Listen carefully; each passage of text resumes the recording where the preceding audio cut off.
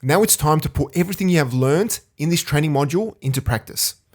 Go ahead and download Search API and Facets. And then once downloaded, enable Search API and Database Search, which is part of Search API, and the Facets module. And then once everything has been installed, go ahead and create a Search API server.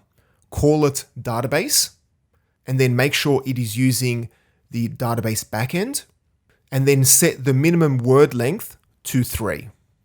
And then once you have created the Search API server, go ahead and create the index.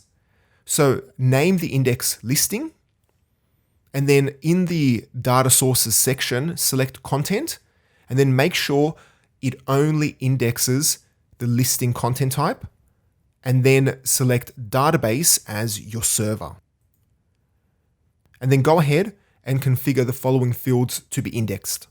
Rendered HTML output, and then make sure you select search index as the view mode, and then add authored on, authored by, changed, ID, listing categories, published, and finally title.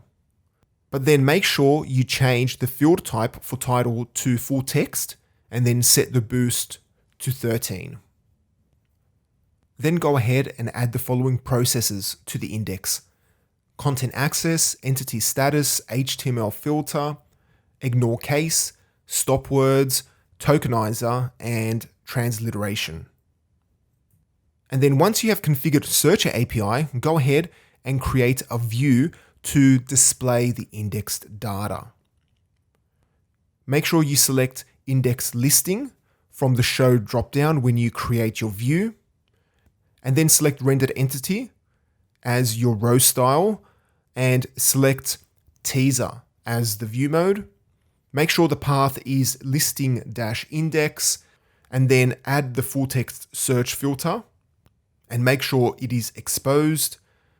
And then in the access section, make sure you select view published content as the permission. And then in the menu section of the view, create a normal menu item and then add it to the main navigation. And finally, add text to the no results behavior. So if a user searches for a keyword and no results are returned, a message appears to tell them that no results have been returned.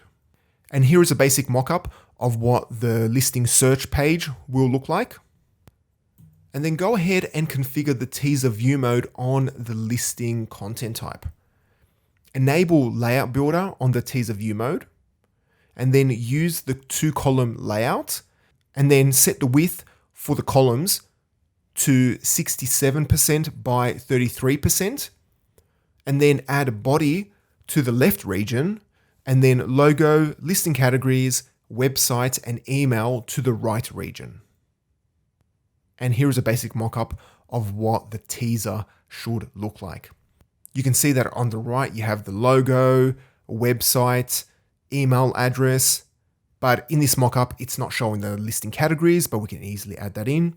And then on the left, you have a summary of the body field.